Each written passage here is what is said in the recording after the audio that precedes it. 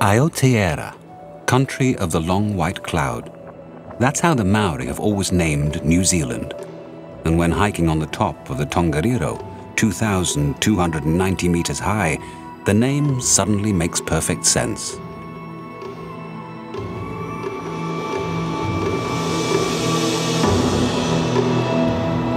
May this light bring warmth and enlightenment.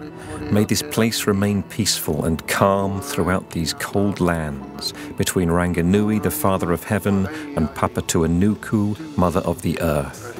Let us honor the creation of life. When you climb up to these mountains, you find a peace. You're one with everything, connected to the land, to the sky, to the clouds, to everything, to all life. The Maori, the legendary people who came from Polynesia and were the first to set foot on these lands almost 1,000 years ago. They had to adapt to a powerful wilderness where ice rubs shoulder to shoulder with tropical climates. The archipelago lies in balance between the tectonic plates of Oceania and the Pacific and gathers all forces of nature. The Maori made them their gods and their ancestors. Their symbiotic relationship with their environment is part of their DNA. The Maori see themselves as the guardians or kaitiaki of the lands, and nowadays seek to get them back.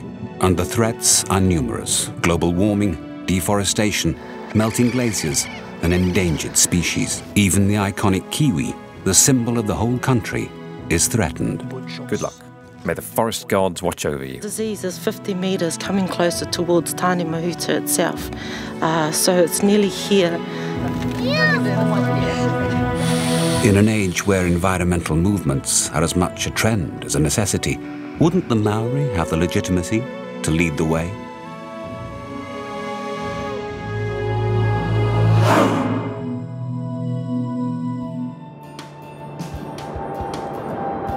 Climbing Mount Tongariro is only possible with the consent of the Ungati Tuvari Toa tribe. This is one of the most sacred mountains in the Maori culture. Matthew belongs to this famous tribe whose legacy he proudly defends.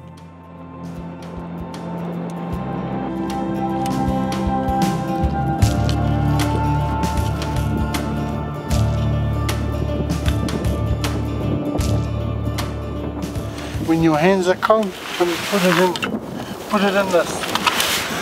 it in the soil and warm it up. Nice and warm.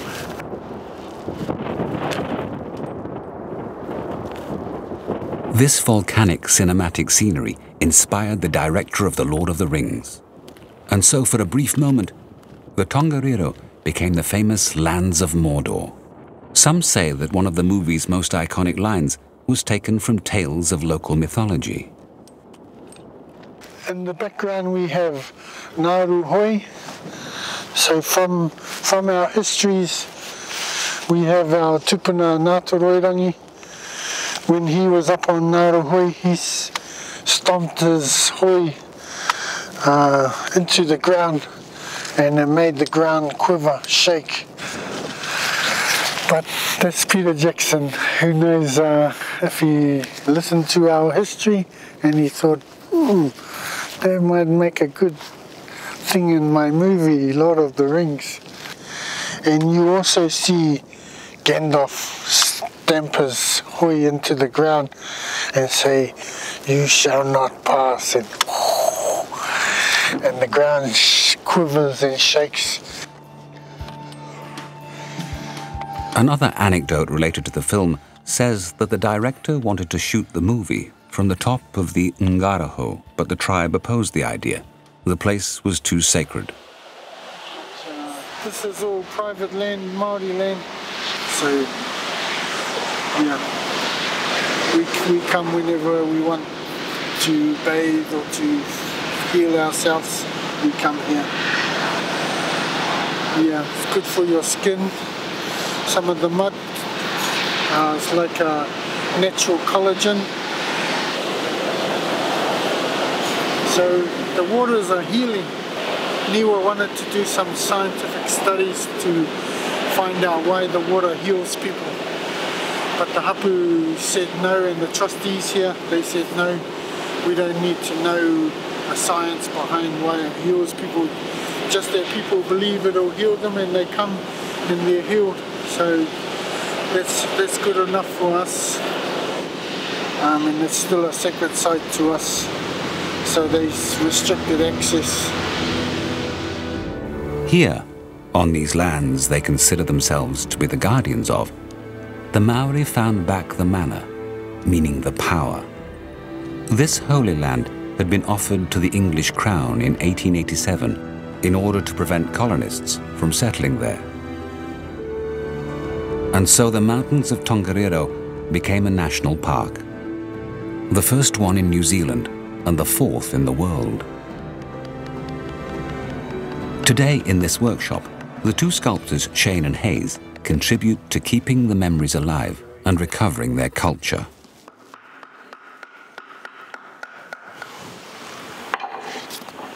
As a reference to us here in the inland, to the mountains, you can see ridges and valleys. That's repetitive.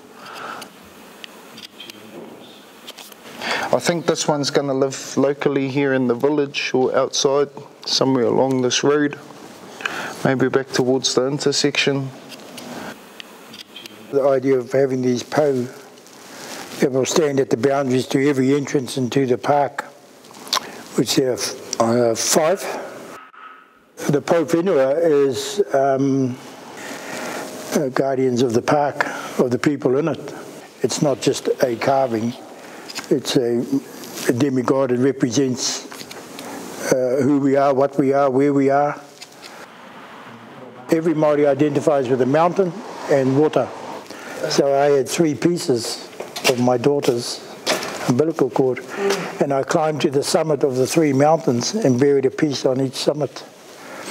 And so that wherever she goes in this world, she will always know that she truly belongs to these mountains, because a part of her is buried. You want to put it over there in the background? There was a time in this country where it was forbidden to speak Te Reo Māori, to speak the language, and some children or people at the time were beaten. But you could never do that. You would never hide this culture.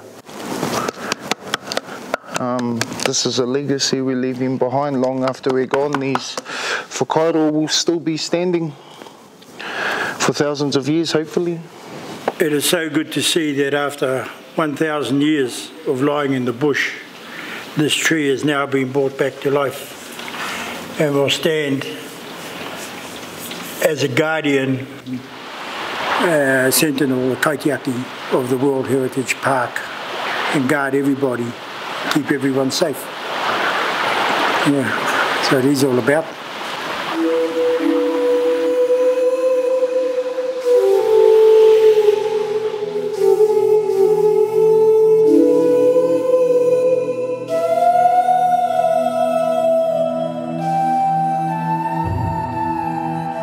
When it comes to environmentalism, the Maori lead the way, and others follow.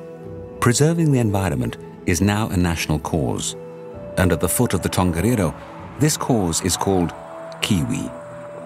The iconic bird of New Zealand is an endangered species. At the turn of the 20th century, there were 5 million of them. Today, only about 10,000 are left. A true massacre. In a sense, Jerome represents their hope. This French scientist has been tracking them for 13 years. Almost every kiwi is equipped with a transmitter. Today's mission? Locating them by flying over the area. Once he's found them, Jerome will then continue his search on foot in order to change their transmitters. This is what connects the antennas and the receiver. So the antenna on our left and the antenna on our right, and they're both connected to the receiver. Here we are. The kiwi is native to New Zealand. They can't be found anywhere else in the world, and so inside Tongariro's park, Jerome has access to everything he needs for his job. The antennas on each side of the plane will allow us to locate the kiwis from the sky. The plane truly makes our job easier. I mean, it's impossible to walk all 20,000 hectares of forest. We can't follow a kiwi population. So the plane is essential. It's essential in order to carry out that kind of program. Here's hits it underneath here. Hit the 2 ends.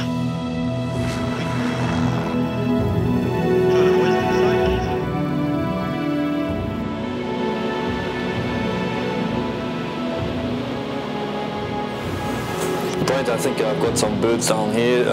Could you please turn over there and then I get another signal for them, please? Great, yeah, I think I'm getting a good signal here. Keep the same direction. I think I've got a kiwi over there.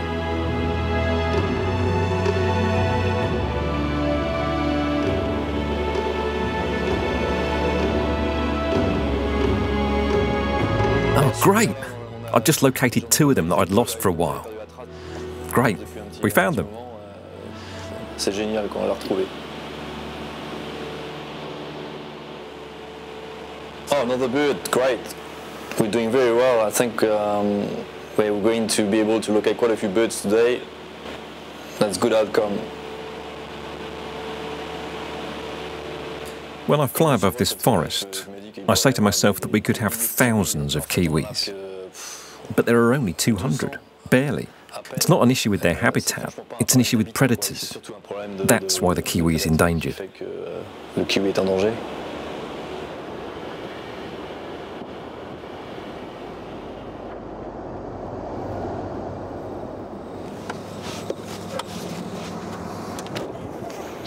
That's good. Oh, cool. Yeah. Oh, you see, Malcolm? Yeah. The bird is here. Oh, cool. That is so cool. That's a great search for the birds that I meant to search for, you know. And you found some chicks as well? Yeah, yeah. Oh, awesome. One chick that was lost. Yeah, so that's good. cool. Yeah. That is very cool. It's very valuable. Okay, we're out of here. The first part of the mission is over. Now on to the most delicate and physical one. Let's head to the Tongariro forest, where Jerome and his colleague Malcolm must now find the kiwis. Thanks to their partner Fern and her unerring sense of smell.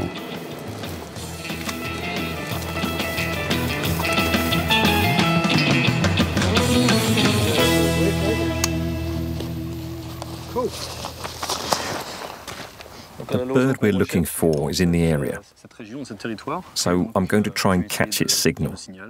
If we hear a beep, then it means we've received the signal of the bird and we're likely to catch it. We're in luck. On a grande chance de l'attraper. Ah. Oh. On a de la chance.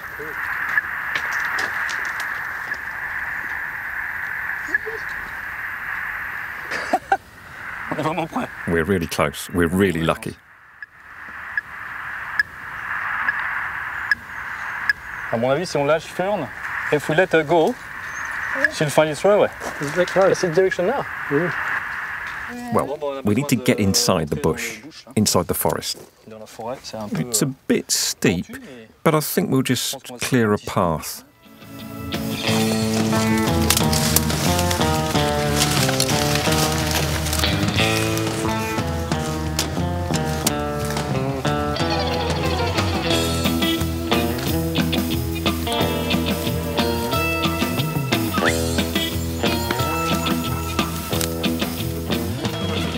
Yep. Well, hang on. I just.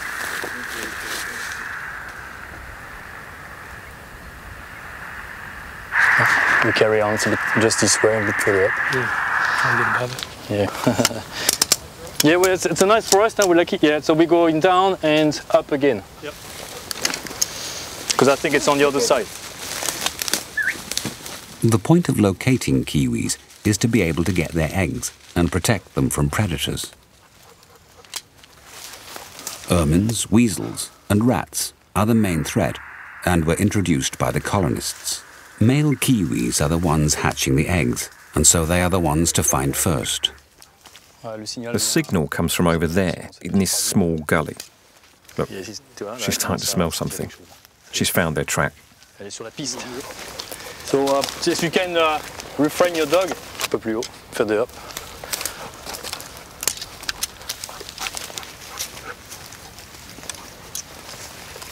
She's on their track. She's on their track. We're really close. On est juste à côté.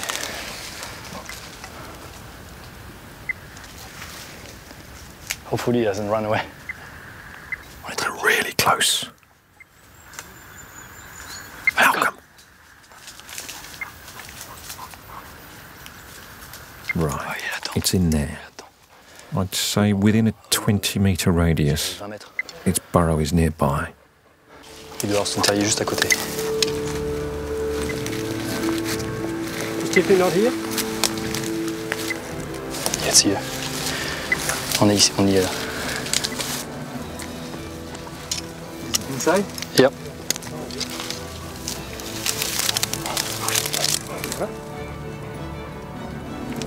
It's deeper than I thought.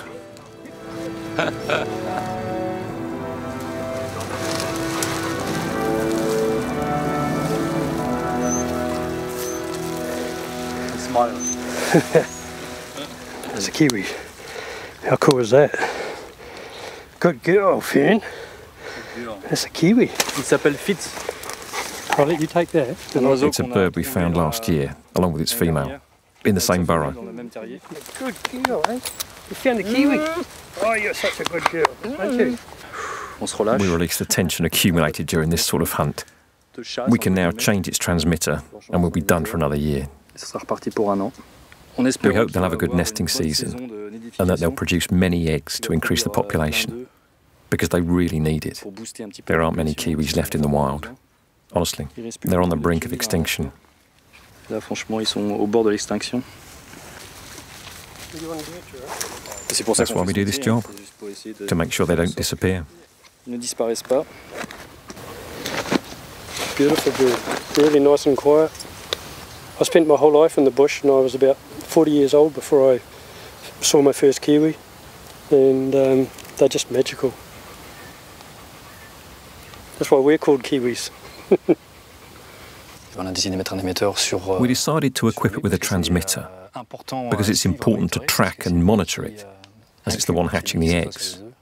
And our goal is to be able to gather those eggs and hatch them artificially before keeping the chicks in a secure environment without predators. We'll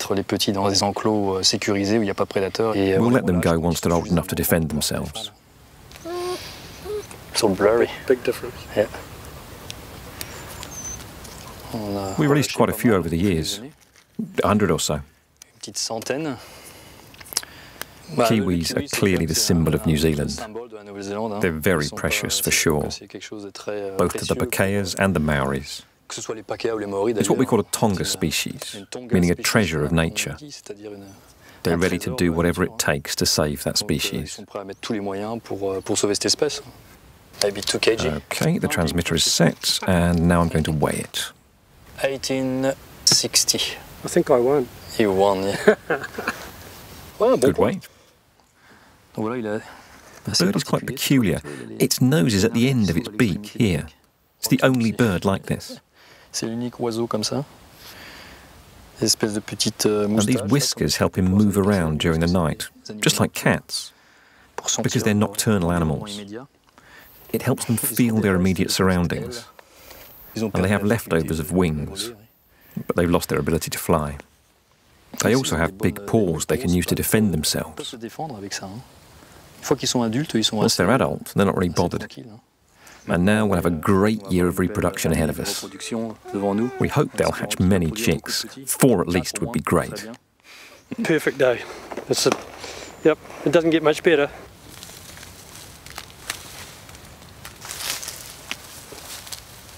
We'll release you now. Good luck. May the forest gods watch over you. Que les dieux de la forêt te protègent.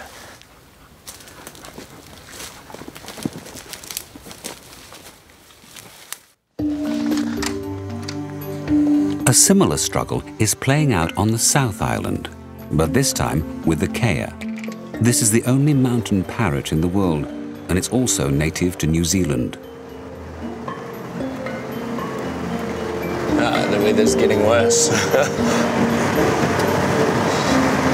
Today we're going to track some kea that we already have banded and with transmitters on, and then we'll try and catch some new kea if there's any hanging around.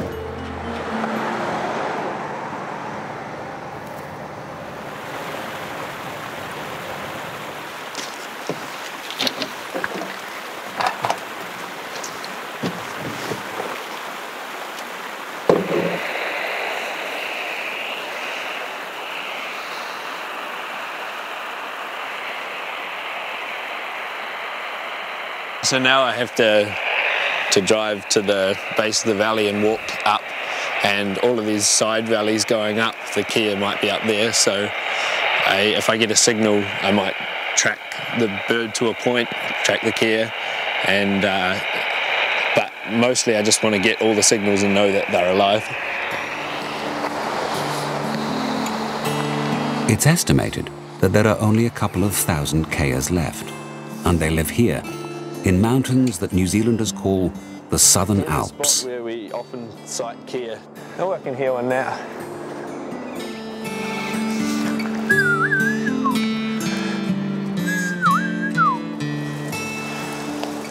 About 2 years ago, the status of kea went from being threatened to endangered, and the biggest reason we've found so far is that stoats and rats are eating mostly the eggs and the chicks on the nest. Once we find their nest, we set up little security cameras that operate 24/7, and they take photos of everything that goes in and outside the nest.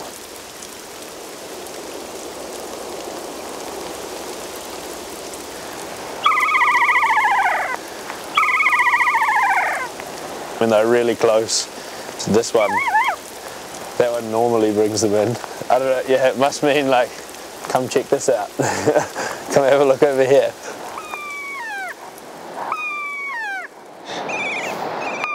Keas are quite curious. They are even nicknamed the clown of the mountain, but its reputation as a carnivore made it the enemy of farmers. Scientists have estimated that kea hunting over the last 130 years has led to 130,000 animals being killed.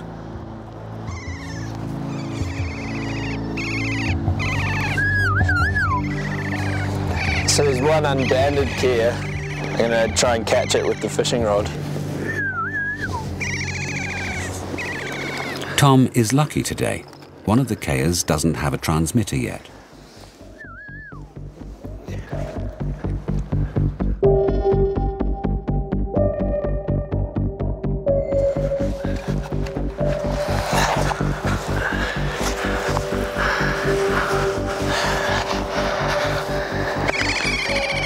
It's a female. He quickly bands it, and because this is the G week, he calls it Genevieve. So I'm just weighing her to make sure she's a healthy weight. A kea of her age and size should be about 600 to 700 grams, but a kea with lead poisoning would weigh a lot less. 690 grams, so she's a healthy weight. I do this because I love kea, and it is difficult. Coming across a new kea that doesn't have bands on around here is always exciting, because their numbers are rapidly declining. But it's always great finding a new one, and we're going to keep track of her over the next few years, and hopefully she sticks around.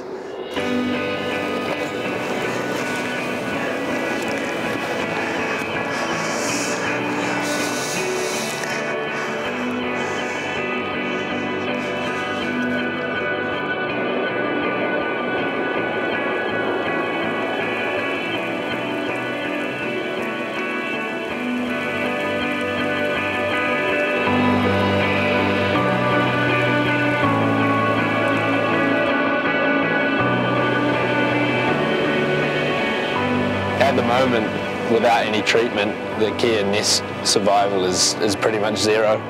So our task is to find a method of treatment that will prevent the kea from getting killed by the rat. So it'd be a real shame to lose them. And that's why I do this study. New Zealand has long been isolated from the rest of the world. it got separated from the rest of Oceania over 85 million years ago, and as such, it is full of flora and fauna that are exclusively native to this land. It's like a life-size laboratory for scientists that has been preserved thanks to the Maori and the harmony they maintain with nature and the elements.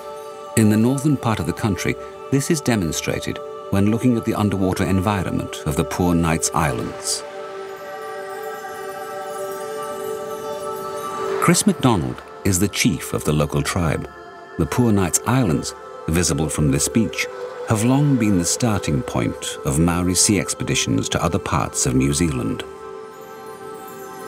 The Poor Knights Islands became a marine reserve in recent times, and I think that's a big issue for us because as far as we are concerned, it's our island, and I think it's become a bit of a museum for those that are interested in diving and ecotourism, but for us it's still our island that we were able to use and live on and occupy since we first arrived here.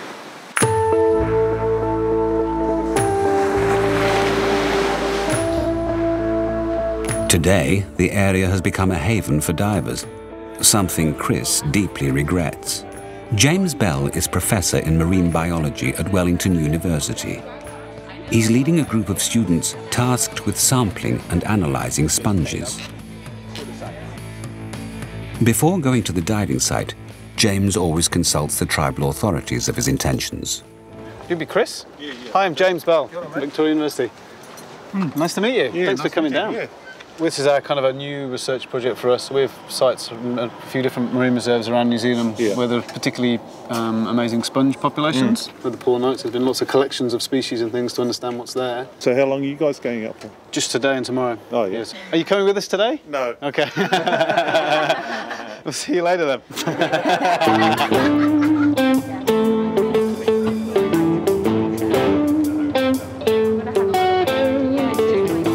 Onwards to the Poor Knights Islands. Commander Jacques Cousteau described the archipelago as one of the most beautiful diving spots in the world. The sharp cliffs shelter a varied underwater ecosystem. A fish tank, really. And it still exists today because the Maori have preserved the resources. This is perfect for James Bell's team. And with this underwater drone, they intend to locate the sponges they want to sample for their analysis. What we're doing today is we're trying to understand a bit more about the ecology of the sponges at the Poor Knights. So the Poor Knights is really well known for having lots and lots of different sponge species. So there's about 150 that have been found here. So one of the cool things about sponges is that they filter large amounts of water. And when they filter the water, they strip out lots of nutrients, food particles and oxygen. And the respiration work that the other group of divers are doing is aiming to try and characterise how much oxygen those sponges are using.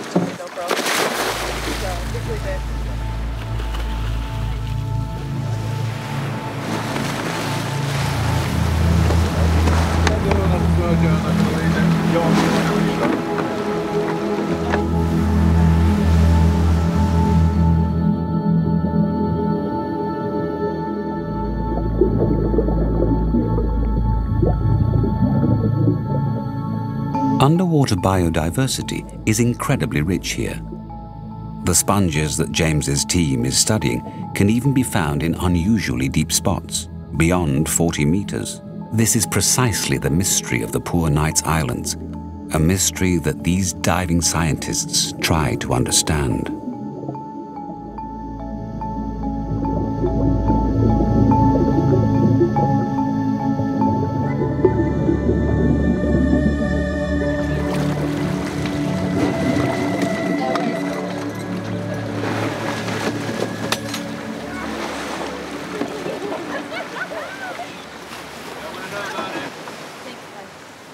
Each system is closed for each sponge, and so we have 2 sponges of each species.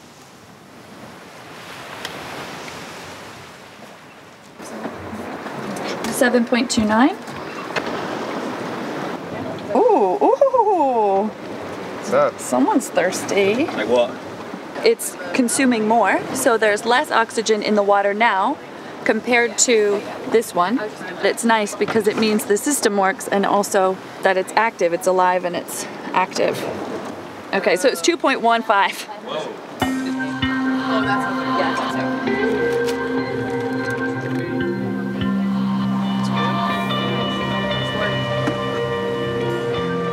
So there are a number of things going on at the Poor Knights. In particular, you've got warm water currents, the East Auckland current coming down from the north. So it means that we end up with quite a high biodiversity. This particular species is apparently only found at the Poor Knights. A lot of our group is interested in trying to understand the impacts of increased sea surface temperature and ocean acidification on sponges. And it seems that sponges are one of the group that are reasonably tolerant but don't like to be heated up too much. So if the oceans get really warm, or a few degrees warmer, then that could have quite negative impacts for sponges as well as other things in the reserve.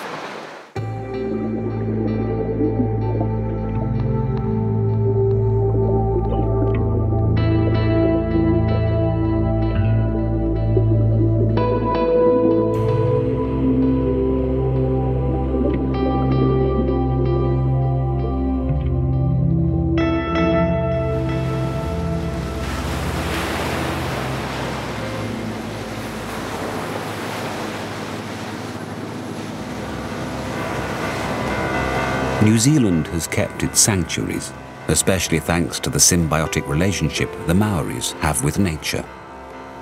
But it also has its scars.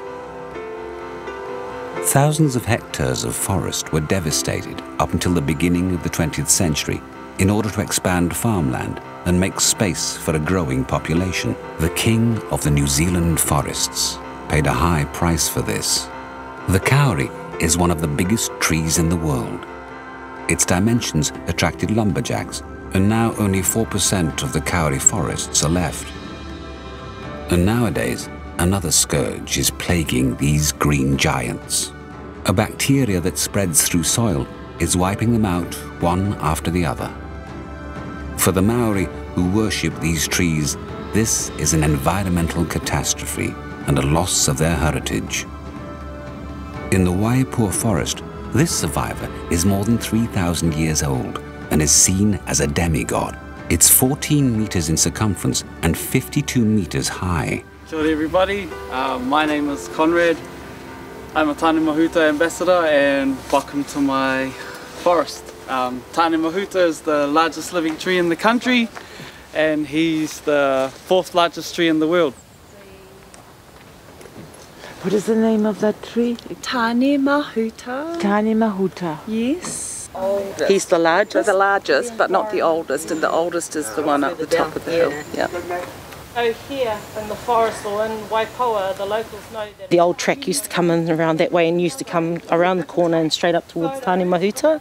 Way back when you were allowed to go straight up to the tree and give him a hug, but no longer since this disease has been, I think it was recognised, the first strain of it here was in 1987. Disease is 50 metres coming closer towards Tāne Mahuta itself, so it's nearly here. Disease is coming close to this area, yeah.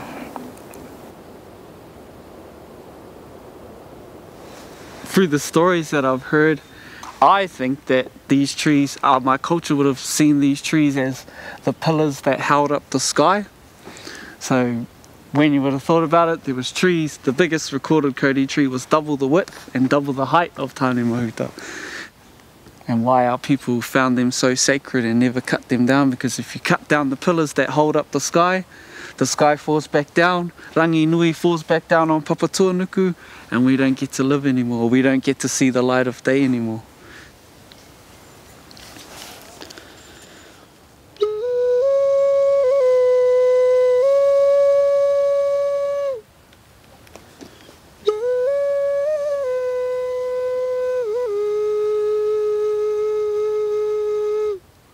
This is just what I play to the tree when I get tired of talking to people.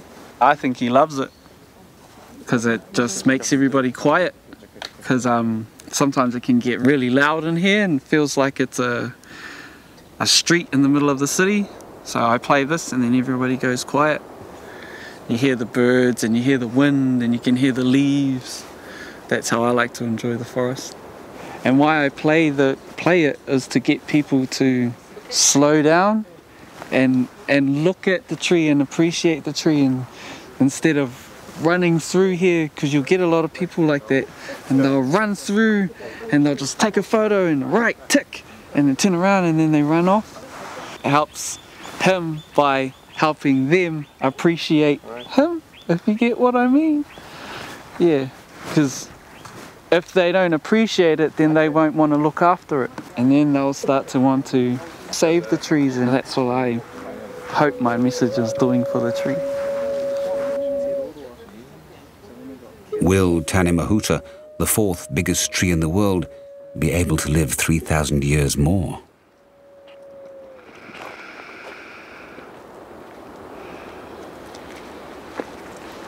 The fight against the disease has started, but for now there only exists palliative care. Further south, near Auckland, in the Watikea region, Pakeas, meaning descendants of the colonists, are gathering into squads in order to fight this battle. Good morning everyone, thank you all so very much for coming here to my house today to help me out with treating my kauri trees. We really appreciate you coming to help us treat our trees and keep our lifestyle the way we like it. Thank you. We already know there's about 90 to 100 trees we've got to get through today. What we're going to do is team each of you up with somebody, slightly more experienced, maybe slightly less experienced. To clean the spores, any spores and soil off the bottom of the shoes, to make sure we're not bringing infection into the site, and also when we finish to make sure we're not taking any infection away. So I'm mixing phosphite with water, and that is the solution that we use and then inject into the trees. Well, I hope to treat my trees and stop them from dying completely. Either side of our garden there are kauris that have died, so they're dead. If the all kauri trees in my garden die like that, it's not going to be much of a garden, it's going to be very sad. But the main reason is that kauri trees are native to New Zealand, they're part of our heritage. I want them to live on and want my daughter to be able to show her children the kauri trees in our garden.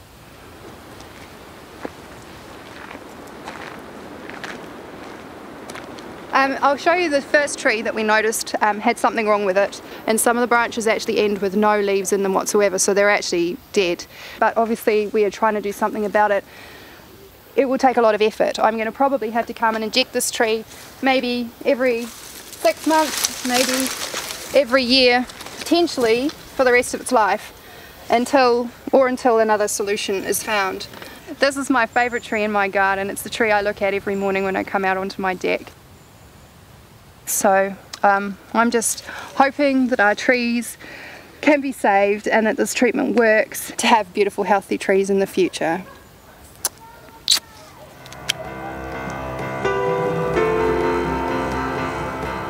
About 40,000 kauris are left in New Zealand's forests, but a fourth of them are supposedly already contaminated by this Phytophagus, discovered in 1970, that spreads through mammals and hikers' shoes.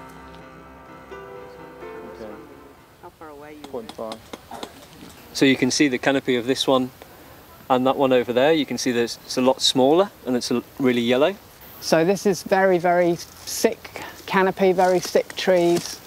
The tree is cutting off its food supply in trying to fight the disease with this bleeding. It's cutting off the cells that are transporting the food and the water to the canopy, so it can't make food in its leaves, and so it's starting to starve. And this is what kills the tree in the end, is it starves to death. And the wind? No, I don't want to go in that one. Mummy. Well, this one actually looks quite healthy. It doesn't have any of the basal bleed around the bottom, so any of the resin that's coming out. So let's hope. Which one should we do next? Which one do you guys want to do next? This one. Oh God, I love this one. I'm going to do this one here. Do you want to do it? Yes, please. No. Alright, you can bring it out. I think I feel that this tree is part of my family. They're soulless for me. A tree has got a soul. Maori's a bit more in touch with the natural side of the world and the plants that are in New Zealand. I know that they use a lot of plants for medicine. The Pākehā people here maybe do not have so much of a strong connection. However, that doesn't mean we don't care as much or we're not into saving our environment or using it in new and interesting ways. No, not too hard. I think you're twisting in the wrong way. That's right. And can you pull the end? Okay. Oh, easy. You like my song, Mum? Shh.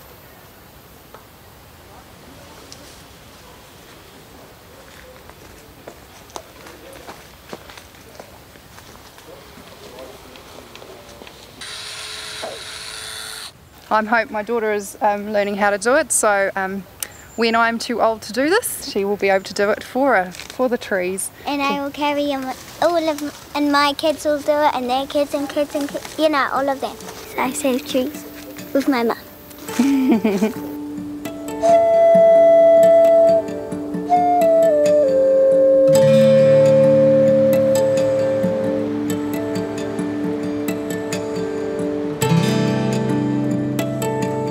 For some, this has become a lifestyle. It's especially true in the Southern Island, where Mother Nature dictates the rules.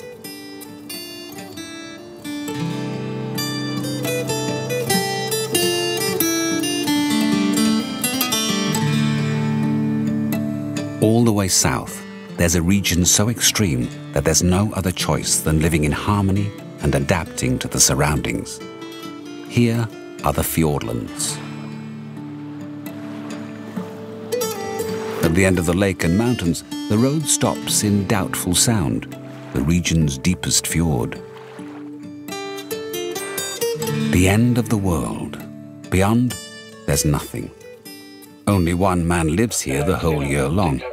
He's called Billy. Yeah, Roger Tane. Hey, look, what time do you want to do fuel? Yeah, we're happy to wait. Oh, cool, mate. Yeah, sounds good. No problem at all.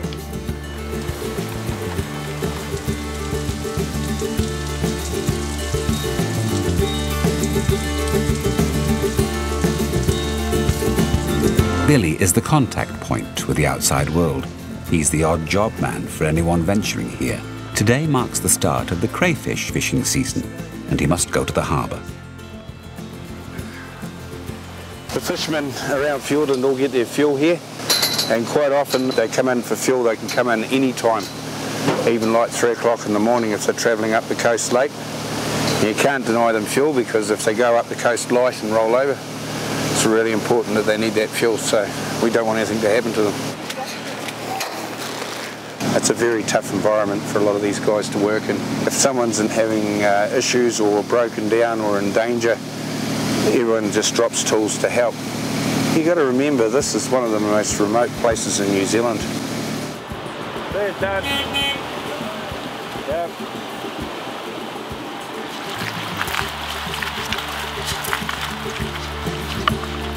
At the moment, it's the end of summer, which is probably one of our more busier times in the year, with fishing boats going out fishing and lots of tourists. It stinks.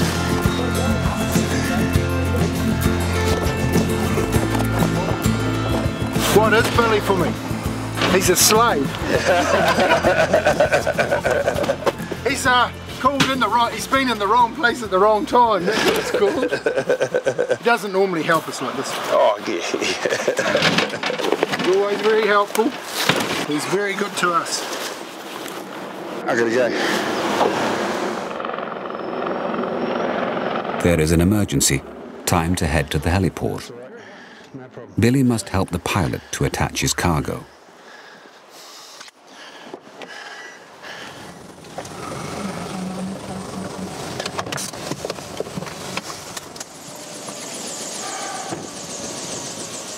We have a hydro power system here that supplies power to our hostel and all of Deep Cove, which is 40 kVA. But the main pipes on it have worn out, so we've had to spend all this money replacing the pipes on the pipeline. This is the last section that's going into the bush to our engineers that are up there already.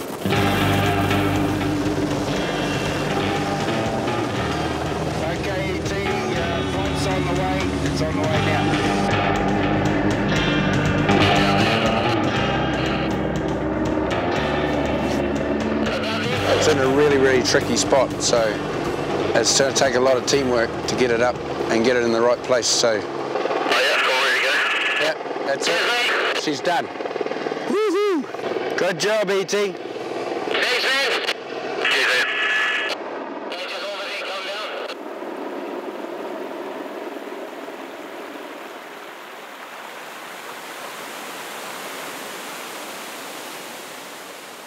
So we've had a little bit of rain, so it's going really well today. We get 7 metres of rain to sometimes 13 or 14 a year. So we don't measure our rain here in millimetres, we measure it in metres. So it's one of the wettest places in the world. If anyone's ever coming to Fiordland, they have to realise that it could be raining 90% of the time they're there. But that's the charm of Fiordland.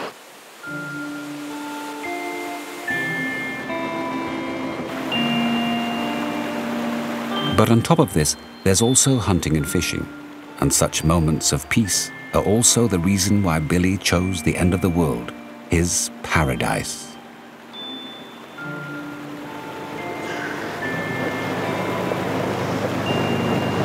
So this is Commander Peak.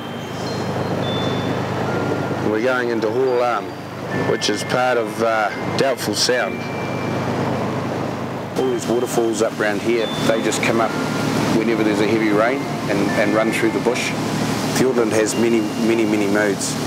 So, you know, it can be really hot and dry if it doesn't get rain for a week, and then you get rain and it just transforms the place instantly to something that's totally fantastic.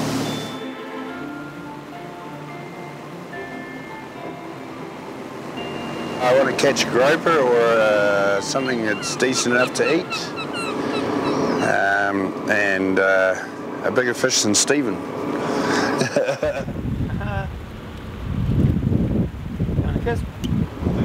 2 jocks. There we go. It's sea perch. Very nice to eat. Very nice to eat. It has nice meat on it. But we don't need it, do we? It's a bit small. Yeah. Oh, good. He's got at the bottom. He caught New Zealand.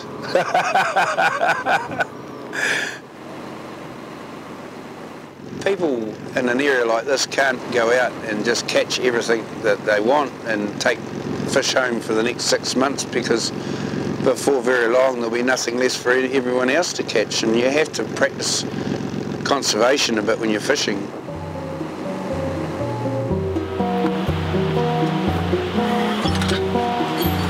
The day is over, and Billy joins his spouse. When the fishing isn't good, they always have a crayfish or 2 in the fridge.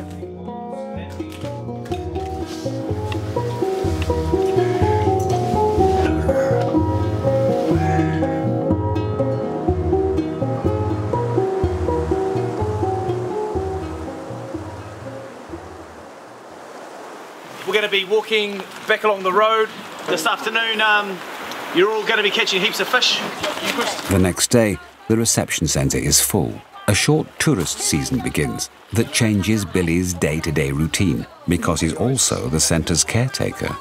He uses this as an opportunity to increase awareness among young people regarding environmental issues. Something to remember, guys, while you're fishing is that please practice conservation. If you don't want to eat the fish or use it for bait, please put them back in the water.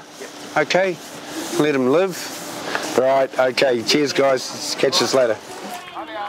And what they do is experience the outdoors and the fishing and the marine experience. It's a fantastic experience for the kids. It's one of those things that they remember for the rest of their life, and it's really, really cool. Good work, Aiden. Doesn't listen.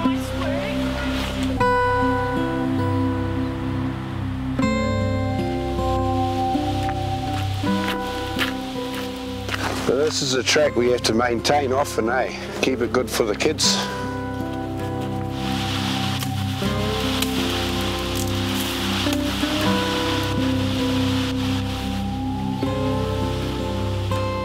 This is what they call pepper tree, and you can use it to flavour food.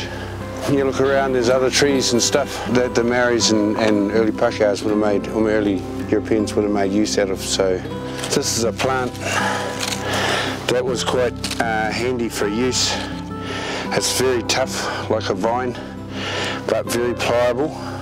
I think the early Maori might have used it as well. Very strong and very easy to work. I've got a lot of time for the Maori people and their attitude towards the bush. And you know, they do need to keep their identity and they need to keep their ground. The Europeans colonised this place, and although we have a really good relationship with the Maori, we need to embrace them a bit more than what we do. And New Zealand has become very culturally more sensitive towards them in the last few years, which is great. And I think the Maori people are doing doing what they should be doing.